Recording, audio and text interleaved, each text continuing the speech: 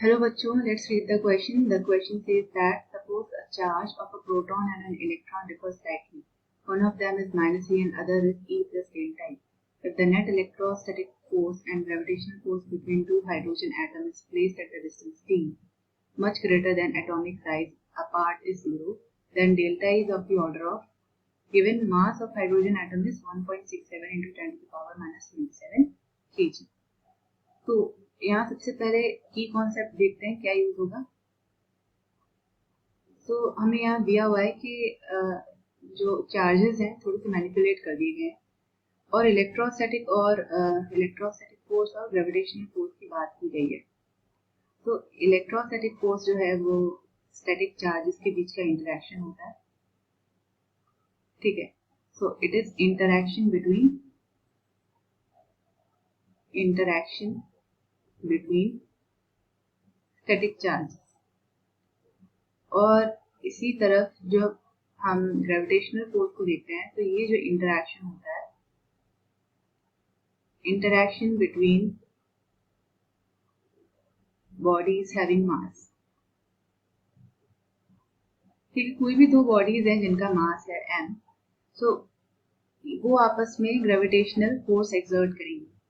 Although इतना ज्यादा नहीं होगा, लेकिन डिपेंड करता है कि मास किसका कितना ज्यादा, ठीक है। तो इंटेंसिटी जो है ग्रेविटेशनल फोर्स की या इलेक्ट्रोस्टैटिक फोर्स की, वो उनके चार्जेस और मास जो इंटरेक्ट कर रहा है उस पर डिपेंड करती है, ठीक है। तो यहाँ जो इलेक्ट्रोस्टैटिक फोर्स है वो डायरेक्टली प्रोपोर्शनल होता है चार्ज के और इनवर्सली प्रोपोर्शनल होता है square of distance between them. तो इस प्रोपोर्शनैलिटी कांस्टेंट को हम रिप्लेस करते हैं, प्रोपोर्शनैलिटी कांस्टेंट जो यूज करते हैं वो है K Q1 Q2 divided by R square. इसी तरीके से Fg जो है वो मास के डायरेक्टली प्रोपोर्शनल है और इनवर्सली प्रोपोर्शनल है square of distance between the mass. तो ग्रेविटेशनल फोर्स क्या हो जाएगा, G m1 m2 divided by R square. यहाँ G कांस्टेंट ऑफ प्रोपोर्शनैलिटी है, ठीक है। सो ये दो फोर्सेस हैं और क्वेश्चन में ये कहा गया है कि दोनों फोर्सेस क्या हैं, जीरो हैं। Gravitational force between two hydrogen atom जो कि d डिस्टेंस पे रखे गए हैं, ग्रेविटेशन एंड इलेक्ट्रोस्टैटिक फोर्स, ये दोनों ही जीरो हैं। तो एटलीस्ट ये चीज तो क्लियर है कि ये दोनों इक्वल हैं, Fg इक्वल टू Fe, है ना। पर ये जो चार्जेस हैं, अब क्वेश्चन में बात करें तो हमें क्या क्या दिया गया है कि हाइड्रोजन एटम, सबसे पहले तो इलेक्ट्रॉन के चार्ज में जो चेंजेस किए गए हैं वो देखते हैं और प्रोटॉन के चार्जेस में जो चेंजेस किए गए हैं। तो इलेक्ट्रॉन के केस में E plus delta E change किया गया है, E प्लस डेल्टा E, और इलेक्ट्रॉन के केस में माइनस E, ठीक है। सो ये दोनों केसेस हमें गिवन है। तो यहाँ पे जो ये चार्जेस हैं ये हाइड्रोजन एटम का केस कंसिडर किया गया है, क्योंकि हाइड्रोजन एटम में एक प्रोटॉन और एक इलेक्ट्रॉन होता है। तो प्रोटॉन सेंटर में होगा और इलेक्ट्रॉन आउटर रिवॉल्व कर रहा होगा। सो यहाँ इस केस में जो नेट चार्ज होगा, नेट चार्ज बेसिकली होता है total charge. Total charge hydrogen atom पे कितना होगा, total charge on hydrogen atom. इसके लिए हमें दोनों चार्जेस को ऐड करना पड़ेगा।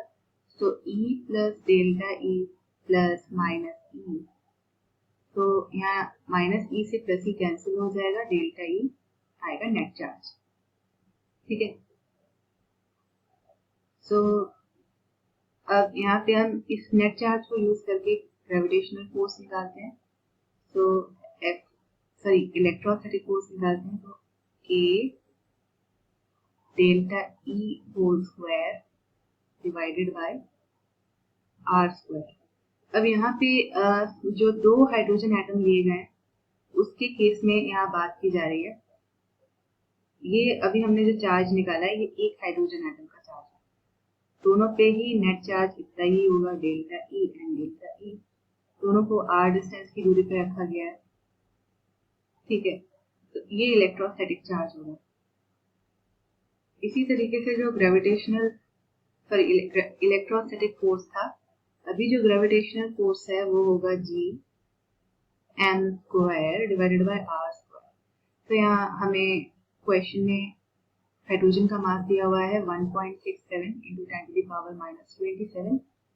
तो ये यहाँ यूज कर सकते हैं G into 1.67 into 10 to the power minus 27 whole square divided by r square.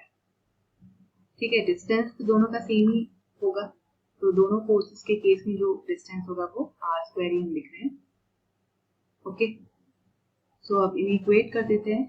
तो Fe is equal to Fg। तो यहाँ देखते हैं कि delta E whole square divided by r square is equal to G into 1.67 into 10 to the power minus 27 whole square divided by r square। r square से r square cancel हो जाएगा। Delta E का हमें magnitude बताना है। ठीक है, so delta E whole square is equal to G into 1.67 into 10 to the power minus 27 whole square divided by K। Okay, so let me check. यहाँ पे G और K की वैल्यू हमें नहीं दी गई है, और जो R डिस्टेंस लिया था यहाँ पे वो डिस्टेंस D है। तो क्वेश्चन में जो डिस्टेंस मैंने यहाँ R लिया है, R is equal to D है। ओके, और तो क्वेश्चन में ये चीज नहीं दी गई है कि G और K की क्या वैल्यू होगी, तो हम जो जनरल कांस्टेंट की वैल्यू है वो हम ले लेते हैं। तो यहाँ पे G जो कि ग्रेविटेशनल कांस्टेंट है, इसकी वैल्यू होती है 6.67 into 10 to the power minus 11, and जो K होता है इसकी वैल्यू होती है 9 into 10 to the power 9 newton metre square पर kg square. Okay, so delta E whole square is equal to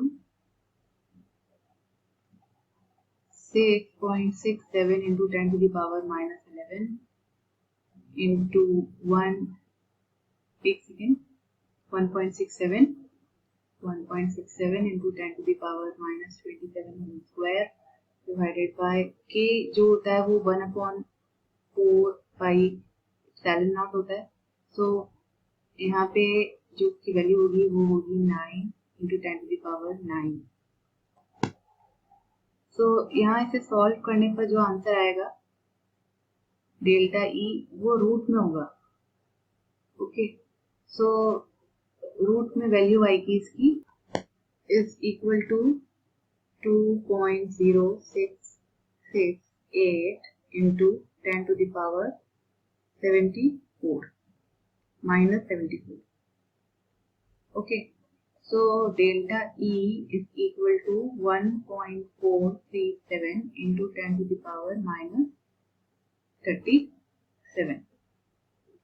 तो ये डेल्टा E होगा जो कि कूलाम है, चार्ज है, नेट चार्ज है। सो इसका ऑप्शन चेक करते हैं। 10 to the power minus 37 coulomb is the right answer. So option B is the correct. I hope you understood it well. Best of luck.